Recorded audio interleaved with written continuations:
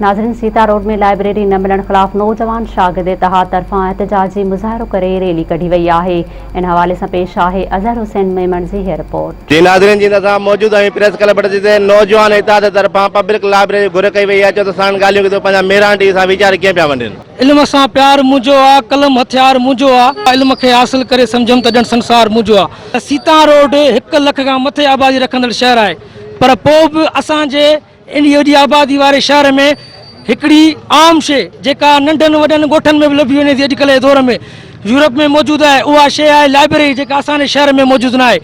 अफ़सोस सां चवणो थो पए जेके असांजा नौजवान शागिर्द आहिनि उहे लाइब्रेरियुनि जे बजाए होटलनि ते वक़्तु ज़ान करे रहिया आहिनि, घिटुनि में क्रिकेटुनि में रांदुनि ते वक़्तु ज़ान करे रहिया आहिनि, पर असांजे लाइ लाइब्रेरियूं न हुअण जे करे उहे शागिर्द ॾींहों ॾींहुं पढ़ाई वारे माहौल खां पोइते थी रहिया आहिनि। असांजी रैली जो मक़सदु आहे त सीतारोड में पब्लिक लाइब्रेरी ॾिनी वञे।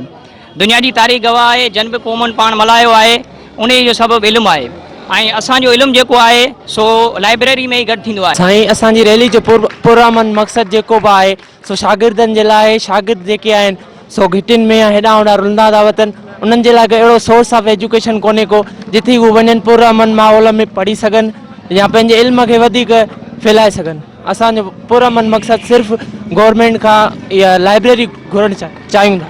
वारनि खे इहा अपील कयूं था त असांखे हिकिड़ी पब्लिक लाइब्रेरी ॾिनी वञे जंहिंजी सीता खे सख़्तु ज़रूरत आहे। जेको रैली कढण जो मक़सदु इहो आहे त सीतारोड में जेका लाइब्रेरी आहे उनजी लाइब्रेरी कोन्हे का असांजे सीतारोड शहर में, ऐं असांजा जेके बि नौजवान नसुल आहे उहो शाम जे टाइम में फ़ारिग थी मजबूरन होटलुनि ते ऐं ॿियनि ओताकुनि ते वञी वेहनि था।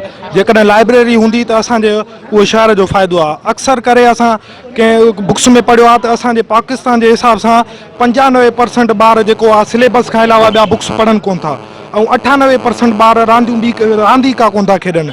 त जेकॾहिं सीतारोड शहर में मां सम्झां थो लाइब्रेरी हूंदी त असांजे सीतारोड शहर जा नसुल आबाद थी वेंदा। हुनजो पब्लिक लाइब्रेरी जो मक़सदु इहो आहे त असां हिते चाहियूं था त जेके शागिर्द आहिनि जेके पंहिंजो टाइम पिया वेस्ट कनि कंहिं होटलुनि ते कंहिं ॿियुनि जॻहियुनि ते, असां चाहियूं था त उहे पढ़ाई जी तरफ़ अचनि ऐं असांजो जेको आहे सो सूबो सिंध असांजो मुल्क अञा मथे अचे। शागिर्द गॾु थियनि, असां उन्हनि सां भरपूर हिमायत कयूं था, गॾिजी करे आवाज़ उथारींदासीं त जेका सीता में असांखे लाइब्रेरी खोट आहे उहा असांखे ॾिनी वञे, जीअं असांजो नौजवान नसुल जेको आहे उहो तालीम पाए सघे, जेको बजाए जो माना बेकार किथे होटलुनि जे वेहण ऐं किथे फुज़ूल वेहण जे बजाए लाइब्रेरी हूंदी त उन मां सबक़ु हासिलु कंदो ऐं कुझु तालीम पढ़ाईंदो। ऐं असां सिंध फनकार वेलफेयर ऑर्गेनाइज़ेशन जी जेका टीम आहे सीता जी, उहा इन जदोजहद में असां शागिर्दनि सां गॾु आहियूं ऐं उन्हनि जी हिमायत कयूं था।